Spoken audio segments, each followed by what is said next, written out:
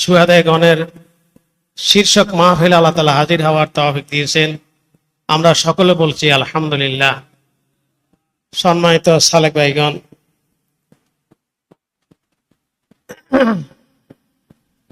আল্লাহ হাবিব সাল্লাল্লাহু আলাইহি ওয়াসাল্লাম বারবার বলছিলেন যে আমার আহলে বাইত তারা হত্যা এবং দেশ বিতাড়িত করা ইত্যাদির তারা মুখোমুখি হবে, ভোগ করবে। আল্লাহু আকবার। সম্মানিত সালেক ভাইগণ, একটা বিষয় ক্লিয়ার করা উচিত। সম্মানিত সালেক ভাইগণ, কিতাবের মধ্যে ক্লিয়ার করে দেওয়া আছে, কিন্তু আলহামদুলিল্লাহ এই বিষয়টা সব ওলামায়ে কেরাম ক্লিয়ার করতে পারেন নাই। কারণ আর ওলামায়ে কেরামদের মধ্যে আমরা ওই যে ওয়াহাবি বলি, এই ওয়াহাবি এই ফেচ্ছা আকীদা এটা অতীতে ছিল। এটা কারবালা যখন ঘটনা করে ওই সময় আকীদার লোক ছিল, যদিও হয়তো ওয়াহাবি হিসেবে হয় না, ওয়াহাবি বড় হয়েছে 1800-1703 হিজরিতে হয়েছে ওয়াহাবি মতবাদ। নসেদ কিভাবে বলতে পারে যে ইমাম হোসেন তানু খারিজি, নাউজুবিল্লাহ মিন যালিক। সম্মানিত সালেক ভাইগণ, ইমাম হোসেন রাদিয়াল্লাহু তিনি জানতেন এজিদের বায়াত নেওয়া হয়েছে। এজিদের বায়াত নেওয়ার জন্য আগ থেকে অনেক চেষ্টা করা হয়েছিল। নাউজুবিল্লাহ, আমি আমির ইবনে বিষয় কথা আমার এই আকীদা নাই, ওলামা কেরামের এই আকীদা নাই। এজিদের এক ধরনের স্বঘোষিত তার খেলাফতের প্রতি, তার ক্ষমতার প্রতি তার অন্ধ মোহ ছিল।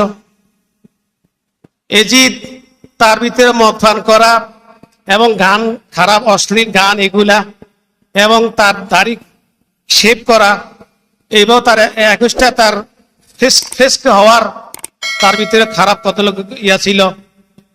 তো মদ খাওয়া কবিরা গুনাহ না সগীরা গুনাহ? আপনারা বলেন, কবিরা গুনাহ কেউ যদি মুসলমান করে হে কি ইমানদার থাইনি? এটা তো আকাইদের মাসালা। তো ইমাম হোসেন তারও জানতেন যে এজিদ সে তার বায়াত নেওয়া হয়েছে যেভাবে হোক, কিন্তু তারপরও দেখেন ইমাম হোসেন তানু উনি ওনারকে গুপ্ত হত্যা করার জন্য, কারণ বিভিন্ন আসাবত আজকে গোপন গোয়েন্দা বিভাগ বিভিন্ন ধরনের লোকদেরকে নিয়োগ করা হয়েছে, তার কারণে উনি মক্কা শরীফ চলে গেছে। এরপরে ওদের অনেকগুলো সিটির কারণ উনি আবার কারবালার দিকে উনি রওনা হয়েছে। এখন দেখেন 2 দল লোক, 3 দল লোক, সাহাবায়ে কেরামদের 3 গ্রুপ হয়ে গেছে। একদল সাহাবায়ে কেরাম ওনারা এজিদের পক্ষে বায়াতের পক্ষে মত দিয়েছেন, বায়াত নিয়ে ফেলছেন। আর কয়েকজন সাহাবায়ে কেরাম ওনারা বায়াত নেন নাই। যারা বায়াত নিয়েছেন এখানে ইবনে খালদুন রহমাতুল্লাহ আলাইহি, ইসলামী সমাজবিজ্ঞানী ইবনে খালদুন রহমাতুল্লাহ আলাইহি, উনি 600 খ্রিস্টাব্দে একটা কিতাব লিখছেন মুকাদ্দমা। কেমব্রিজ ইউনিভার্সিটির 1000 নম্বর এটার অনার্স করা হয়, কিন্তু আমরা এই কিতাবের নামও জানি না। এই কিতাবের মধ্যে উনি ক্লিয়ার করছেন যে এখানে ইমাম হোসেন তানু এজিদের বিরুদ্ধে তিনি যে খুরুজ করছে, বিদ্রোহ করছে, এই বিদ্রোহ করাটা এটা 100% এটা বৈধ ছিল, জায়েজ ছিল। এই ব্যাপারে সমস্ত উলামায়ে কেরাম একমত। ওয়ালা তাআসামু আলাইহি, ইবনে খালদুনের ইবারত যে কোন উলামায়ে কেরাম এবং সাহাবায়ে কেরাম ওনাকে কেউ অপরাধী মনে করেন নাই। যে একটা খলিফার বিরুদ্ধে বিদ্রোহ করা, একটা খলিফার বিরুদ্ধে কি খুরুজ করা এবং কুফাতে যাওয়া, এটা একটা বিদ্রোহ না? এটাকে বলে খুরুজ। বলে এটাকে কি বলে? খুরুজ। এই ব্যাপারে ইমাম হোসেন তানু উনি ওইদিকে গেলেন, আর আব্দুল্লাহ জুবায়ের মক্কা শরীফ চলে গেলেন, এবং ওনাদের পক্ষে অনেক তাবেঈনেরা, বড় বড় তাবেঈন, হযরত আলকামা শহর অনেক বড় বড় সাহাবার তাবেঈনেরা ওনার পক্ষে আছেন। কারণ এজিদের ফেসকিয়ত এটা সবার কাছে স্পষ্ট। সম্মানিত সালেক ভাইগণ, আমার সময় কম, এই কারণে আমি কোন দিকে যাবো দিশা পাই না। সম্মানিত সালেক ভাইগণ, এখন বিদ্রোহ করতে হলে 2টা জিনিস দরকার। একটা হলো যে কোনো খলিফা নির্বাচিত হওয়ার জন্য দুটা জিনিস দরকার, একটা হলো আহলিয়ত, একটা হলো কি আহলিয়ত, অর্থাৎ উনি খলিফা হওয়ার যোগ্যতা 100% ওনার মধ্যে আছে কিনা, আহলিয়ত। 2 নম্বর হলো শাওকিয়ত, দাফট বা আসাবিয়ত, ইবনে খালদুনের ভাষায় আসাবিয়ত, জাতীয়তাবোধ, দাফট আছে কিনা। কিন্তু ইমাম হোসেন তানুর আহলিয়ত ছিল, যোগ্যতা এই ব্যাপারে, এটা কিন্তু শরীয়ী বিষয়, এটা আছে। আরেকটা হলো শাওকিয়ত, দাফট, এই ব্যাপারে ইমাম হোসেন তানুর শূন্য। যেহেতু 36টা প্রদেশের গভর্নর সব উমাইয়াপন্থী এবং পুলিশ গোয়েন্দা বিভাগ সবকিছু উমাইয়া, এবং সব কিছু মিলাইয়া ইয়াজিদ সব নিয়ন্ত্রণ করছে। এই নিয়ন্ত্রিত একটা সরকার এর বিরুদ্ধে ইমাম হোসেন যে খুরুজ করলেন, এই খুরুজটা বৈধ ছিল, যেহেতু ওনার আহলিয়ত ছিল, যোগ্যতা ছিল। বাকি শুধু ওনার দাফট ছিল না, শাওকিয়ত ছিল না। কিন্তু শাওকিয়ত এটা কিন্তু শরীয়তের বিষয় নয়, এটা হলো রাজনৈতিক সিয়াসি বিষয়। কারণ আহলিয়ত এটা শরীয়ী বিষয়, আর শাওকিয়ত এটা কিন্তু রাজনৈতিক বিষয়, এটা কিন্তু শরীয়তের বিষয় না। তাহলে কি বোঝা গেল? অর্থাৎ ইমাম হোসেন তানু এর যদি বিরুদ্ধে তিনি যে বিদ্রোহ করে কুফায় গেলেন, এই ব্যাপারে উনি 100% মুজতাহিদ, মুস্তাকিল মুজতাহিদ, এবং উনি এই ব্যাপারে কোনো ভুল করেন নাই, একেবারে উনি সঠিক এই ব্যাপারে। এরপরে যারা এই যে পক্ষে বায়াত নিছেন, যে সমস্ত সাহাবায়ে কেরাম, যেমন আব্দুল্লাহ ইবনে আব্বাস রাদিয়াল্লাহু আনহু, আব্দুল্লাহ ওমর রাদিয়াল্লাহু আনহু, জাবের রাদিয়াল্লাহু আনহু, ওনারা সব বায়াত দিয়েছেন। ওনারাও কিন্তু ভুল করেন নাই, যেহেতু ওনারা দেখতে পাইছেন যে এখানে এজিদ সবকিছু সে সামলায় নিছে, শাওকিয়ত তার আছে। এজিদের শুধু একটা জিনিস নাই, সেটা হলো আহলিয়ত নাই। কি নাই বলেন? কি নাই? আল উলামাকে ভালো করে বুঝবে, আহলিয়ত নাই। শরীয়তের যোগ্যতা আহলিয়ত এজিদের নাই, কিন্তু এজিদের শাওকিয়ত এটা আছে। কিন্তু ইমাম হোসেন তানুর আহলিয়ত আছে, শাওকিয়ত নাই। এটাও থাকতো যদি তাদের গোত্রতান্ত্রিক 36টা প্রদেশের গভর্নর যদি না হতো, যদি কুরাইশের হাশেমি যদি হইতো, তাহলে শাওকিয়ত এটা ইমাম হোসেন তারও থাকতো। এটা কি কথাটা বুঝাইছে? সম্মানিত সালাম। এখন চিন্তা করেন, যে সমস্ত সাহাবায়ে কেরাম ওনার পক্ষে বায়াত নিছে, ওনারা কিন্তু ভিতরে ভিতরে কিন্তু দোয়া করতেছে, আল্লাহ এজিদের আল্লাহর কত করুক।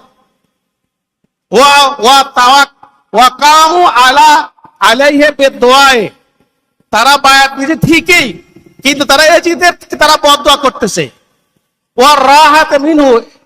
ইবনে খালদুনের ইবারত, তারা এজিদের দুঃশাসন থেকে তারা আল্লাহর কাছে শান্তি হওয়ার জন্য, নিস্তার হওয়ার জন্য আল্লাহর কাছে দোয়া করতেছে।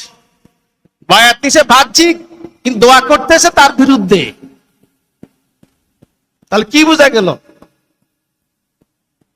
সাহাবায়ে কেরাম দেখছে যে এখানে বায়াত ইমাম হোসেন তানুর খলিফা হওয়ার জন্য আহলিয়ত দরকার, শাওকিয়ত দরকার, কিন্তু শাওকিয়তটা এজিদ নিয়ে গেছে। আমাকে আপনি যে বলছে না 60 জন শাসক তারা খুব সম্মানিত সালেক ভাইগণ, কিন্তু একথা বলা যাবে না।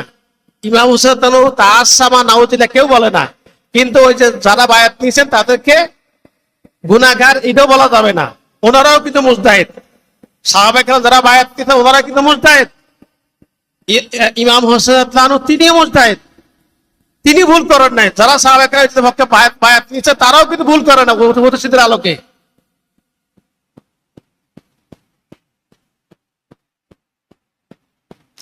সম্মানিত সালেক ভাইগণ,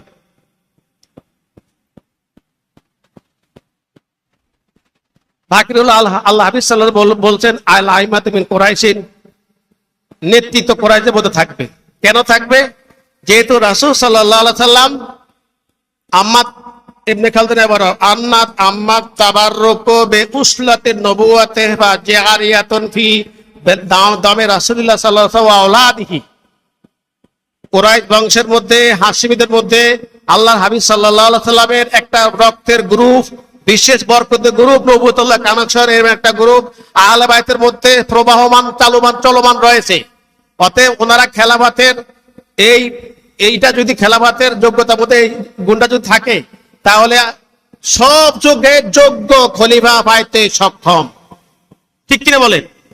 কিন্তু ইবনে খালদুন বলেন, লাম্মা তাকাল্লাবাল আজম ওয়াস্তাবদাদাল কায়াসেরা, খেলাফতের বাউন্ডারি যখন গোটা এশিয়া সহ, চীন সহ, এরপরে বিভিন্ন এলাকা যখন আজারবাইজান সহ অন্যান্য যখন ঢুকা শুরু করছে, এরপরে যখন আহলে বাইতের 12 ইমামের মধ্যে 8 ইমাম তাদেরকে হত্যা করা হয়েছে। আহলে বাইতের কুরাইশ বংশ লোক পাইতে কষ্ট। আহলে বাইতের কত ইমাম?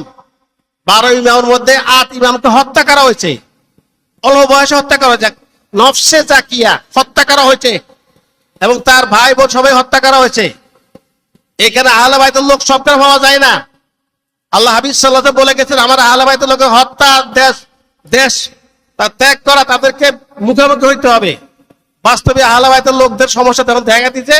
তখন এখন খলিফা নিয়োগ করে বিভিন্ন যুগে, এখন যোগ্যতা কি? তখন তারা নির্বাচন ভোট, আহলুল হেল্লা ওয়াল আকদ, আহলুল হেল্লে ওয়াল আকদ, অর্থাৎ নির্বাচনে ভোট, একটা ভোট বানাইছে, এটাকে বলে আহলুল হেল ওয়াল আকদ।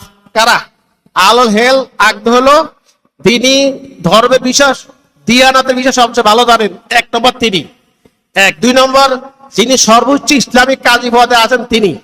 ওয়াল জেবায়াত, যিনি রাজস্ব বিভাগ, যাকাত ভোট যিনি নিয়ন্ত্রণ করেন, অর্থ বিভাগ তিনি।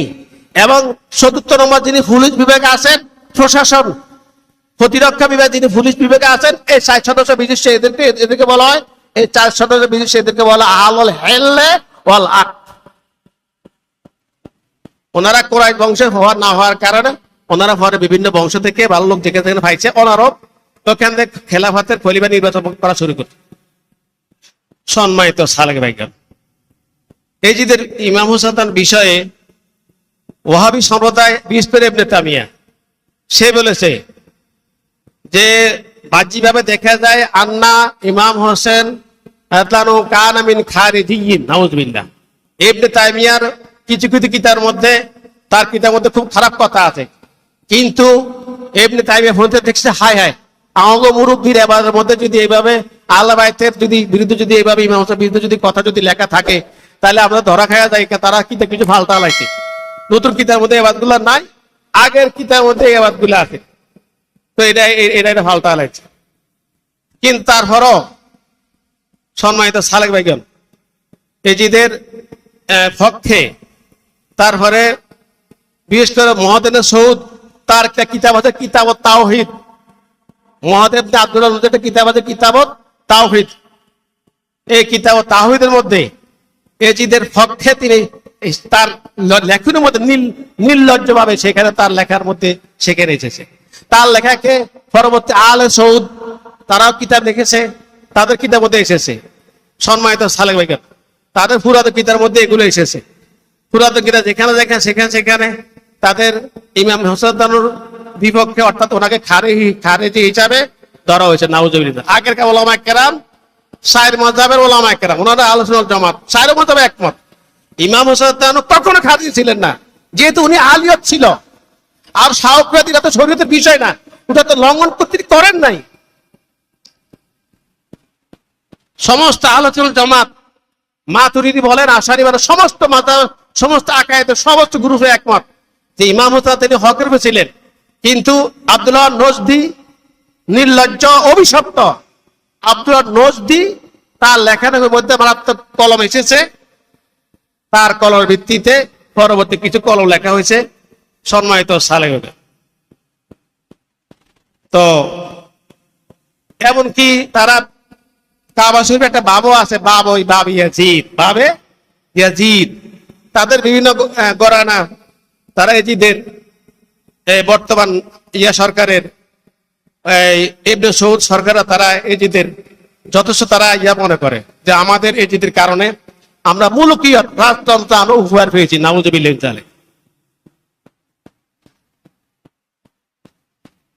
একটা কিতাব তাফসীর কুরতুবীর মধ্যে আছে, বাড়িতে কাটুলি আছে না, এই যে কাটুলি, এই যে বিভিন্ন জায়গায় উপরে মারি না কিভাবে, কারণ কাটুলির কাছে জিনেরা কি ঋণী, কারণ সাল্লাল্লাহু আলাইহি সাল্লামের লাঠিটা যদি কাঠুলি যদি না খাইতো, 100 বছর গেছে তারা হাড় ভাঙা কাজ করছে, আরো যদি 100 বছর থাকতো তাহলে আরো কাজ কম লাগতো। উলিয়ে খাওয়ানে লাঠিটা পড়ে যায়, সাল্লাল্লাহু আলাইহি সাল্লাম মারা গেছে, এটা জিনেরা বুঝতে পারছে।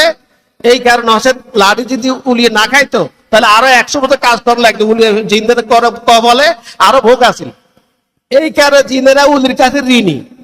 তাফসীরে কুরতুর মধ্যে আছে, যেখানে তিনি উলি বাসা করতে চায়, মাটি উঠাতে চায়, সেখানে সেখানে আর জিনেরা শয়তানেরা এই উলি হোকাকে তারা মাটি সরবরাহ করে।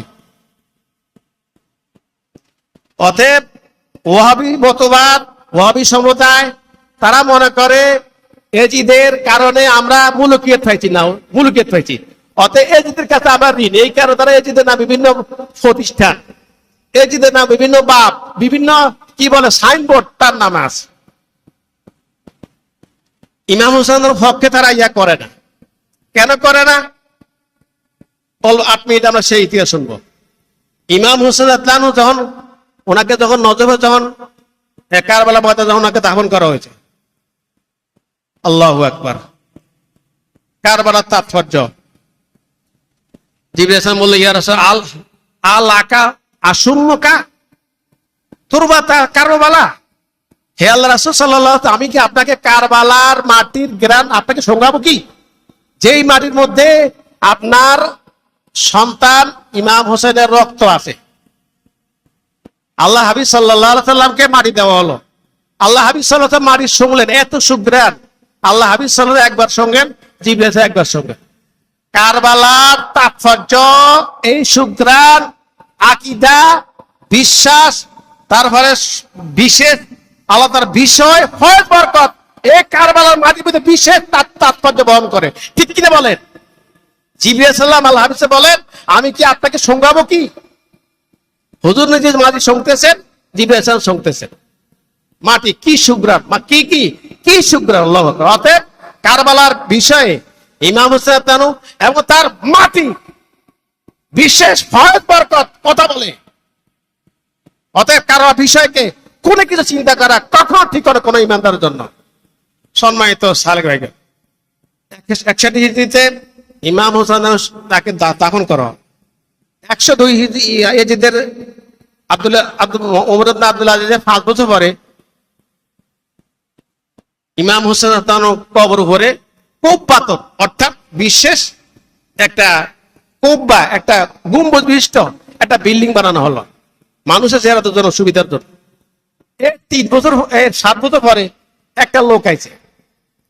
সেই লোকে খেলাফতের ওখানে বললেন যে আহলে বাইত ইমাম হোসেনের এই কবরের এখানে লোক আসতে দেওয়া যাবে না। যদি আসতে দেওয়া হয় তাহলে লোকেরা তাজাম্মাউ আলাইনা, আমাদের তারা বিদ্রোহ করবে, আমাদের উমাইয়াদের কোনো শাসন থাকবে না। সে বুঝাইল, মানে এই জমে লাগুরবা, জমে কি জমে তোকে ভূত শয়তান ধরে। সম্মানিত সালেক ভাইগণ, এরপর তাহলে সে এখন মানুষের দল দল আসতেছে। প্রথমে পুলিশ নিয়োগ করা হলো, পুলিশ নিয়োগ করছে, কিন্তু পুলিশ দিয়ে বাধা দেওয়া যায় না পুলিশে, কারণ পুলিশেরও তো আহলে বাইতের ভক্তি মহব্বত আছে।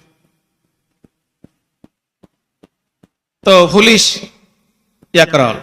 ওই রাষ্ট্রপতি পরে একজন ইহুদি নিয়োগ দিয়েছে, তার নাম হলো জিরজান। কি নাম বলেন? জিরজান নামক একজন ইহুদি নিয়োগ দিয়েছে। দেখেন, এইবারে ইসলামও কবুল করে একটা ইহুদি লোক করে পুলিশ দায়িত্ব দিয়া, কারণ এর তো আর দয়া মায় নাই, এটা আহলে বাইতের ইয়া নাই, পুঁজির কাছে নাই, এতিমান পুঁজি। অতএব এই লোকটা সরকারি টাকা পাবে, বেতন পাবে, বেতনভুক্ত থাকবে, আর যে কোনো লোক এখানে আসবে তারা সমানে ফিটাইবে, সমানে কিনবে, ফিটাইবে। অতএব এখানে আর এটাকে পুঁজি করে কেউ কারবালার চেতনা, আহলে বাইতের চেতনা নিয়ে কেউ যদি এখানে ঐক্যবদ্ধ হইয়া আমাদের বিরুদ্ধে কোনো কিছু কু করার জন্য সুযোগ না পায়, তাকে নিয়োগ দেওয়া হলো। এরপর তাকে বলা হয়েছে তুমি একটা কাজ করো। কি? তুমি এই কারবালা জমির উপরে শ্বাস করো। তাকে গরু দেওয়া হলো, সে শ্বাস করা শুরু করছে। আহারে, যখন শ্বাস করা শুরু করছে, ইমাম হোসেন কবর যখন কাছে নাঙ্গল লাগছে, গরু গেছে হুই, কারণ গরু এই ইমাম হোসেনকে চিনছে। গরু কি চিনছে? আর কারবালা চিনছে। আর দোভাইয়া জানোয়ার, দোভাইয়া কি জানোয়ার, তারা বহুত কোরআনের ফাঁকি, হাদিসের ফাঁকি, হেকায়াতের ফাঁকি, তারা অনেকে দাবি করে, তারা কিন্তু চিনে নাই যে তো ভাই আর গরু চিনছে। এখন এই ইহুদি হাল চাষ করতেছে আর পুলিশ হিসাবে চাকরি করে, ওখানে যখন আছে গরুরও ফিডায়, গরুর কি গরু ফিডায়, গরু উঠে না, কিতার মধ্যে আছে গরু উঠে না। এই গরু যখন ফিডা শুরু করছে, গরু দিছে বদয়া লাগা দুইছে গেছে, চললেন গরু চলে গেছে, এখন গরু ফিডাইতে আছে। এখন ফাঁসের মানুষের কয়ে তুমি কি ফিডাও, গরু ফিডা, গরু তো শুয়ে রয়েছে, তুমি তো ফাঁসে ওয়াল ফিডাইতে আছো, তুমি কি ওয়াল ফিডে, ফাঁসে ওয়াল ফিডায়। সম্মানিত সালে ভাইগান, এরপরে দেখেন, অর্থাৎ তখনকার যুগে আহলে বাইতের কারবালার ইমাম হোসেন মাজার জিয়ারত করে তারা যেন বিশেষ বরকত হাসিল করে, কে যেন ফয়েজ লাভ করতে না পারে, দেখেন তাদের মাথা তখনকার যুগে এই বিষয় ঢুকে।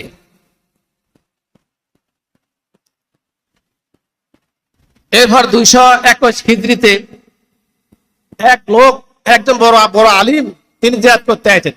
তিনি জিয়ারত করতে আসার পর দেখতে পেলেন যে একজন লোক ইমাম হোসেনের কবর পাশে আছেন।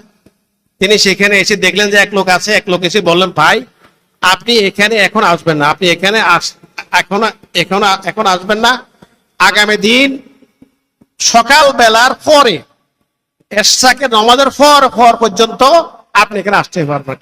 কেন আসতে পারবেন না? পারবো না। সে বললো যে এখানে আসতে পারবেন এই কারণে, যেহেতু এখানে সমস্ত আসমানের অসংখ্য ফেরেশতা জিয়ারত করতে আসে, সুবহানাল্লাহ, এবং আল্লাহর হাবিব সাল্লাল্লাহু নিজে জিয়ারত করতে এখানে আইছে, সুবহানাল্লাহ। এবং ওনার সাথে 4 খলিফা, কয় খলিফা? 4 খলিফা, আলী রাদিয়াল্লাহু সহ, মা ফাতেমা রাদিয়াল্লাহু, আহলে বাইতের অন্যতম সদস্য, সকলে জিয়ারত করতে আইছে। এই লোকে দেখতে পাই যে এই লোক কয়, আরে আমি তো কখনো আল্লাহ হাবিব সাল্লাল্লাহু দেখি নাই, এবং ওনারা এখানে আছে বরকতময় জিনিস। উনি দূর থেকে দেখছে আরো আলাদা দেহ, লম্বা দেহ, ইয়াতা তাওয়াল না, লম্বা দেহ, আল্লাহ আসমান সব নূরান্বিত হয়ে গেছে। আল্লাহু আকবার। এই লোকে যাক রাত্রে শুইছে, রাত্রে শোয়ার পরে তিনি স্বপ্নে দেখেছেন হযরত ইমাম হোসেন রাদিয়াল্লাহু ওনার শিয়রের কাছে খানা নিয়ে হাজির, সুবহানাল্লাহ। কি নিয়ে হাজির? খানা নিয়ে হাজির। আল্লাহু আকবার। কারবালার চেতনা, হাত্তা তাতাওয়াক্কাদা ফীহিম আল মুহাব্বাতা ওয়াল ইশকা ফি ঈমানিহিম। এমনকি কারবালার বিশেষ ফায়ার বরকত আল্লাহ রাব্বুল আলামিন তাদের অন্তরে ঢুকাই দিয়েছেন। আল্লাহু আকবার। ইমাম হোসেন রাদিয়াল্লাহু খানা নিয়ে আসলেন। পরের দিন ঠিক এশাকে নামাজের পরে দেখতে পেলে আর কোন লোক দেখা যায় না, সুবহানাল্লাহ, আর কোন লোক কি দেখা যায় না। সম্মানিত সালেক ভাইয়ান, এরপরে সর্বশেষ 1810 খ্রিস্টাব্দ, কত? 1810 খ্রিস্টাব্দ সমান 1221 হিজরি, 1221 হিজরিতে এরপরে ইমাম হোসেন মাজারকে এই বর্তমান ইবনে সৌদ তারা বিশাল দলবল গিয়ে ওখানে মাজারকে তারা ভেঙে দিয়েছে। 321 হিজরিতে একটা ঘটনা করছে। তারা ইমাম হোসেন মাজারকে তারা খুলছে, এক কিতাবে উল্লেখ আছে, খুলে দেখছে যে ভিতরে কেউ নাই। আল্লাহু আকবার।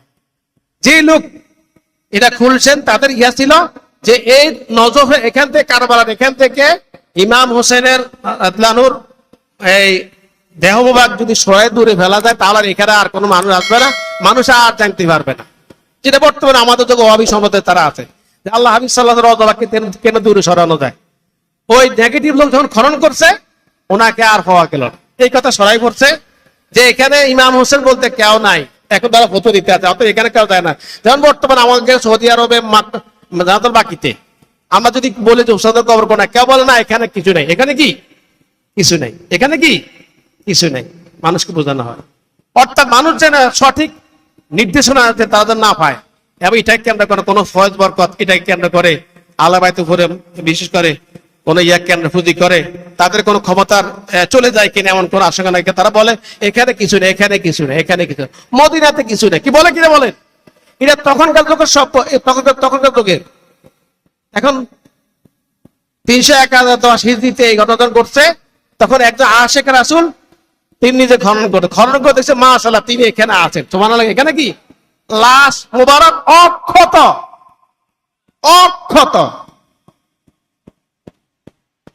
সম্মানিত সালেক ভাইজান, অতএব লোক বুঝি ওনাদেরকে পাবেন, লোক ভালো হলে ওনাদেরকে পাবেন, ফয়েজ পাবেন, কারবালার ফয়েজ বরকত পাবেন। আর নেগেটিভ হলে কারবালার ফয়েজ বরকত সবার জন্য নয়।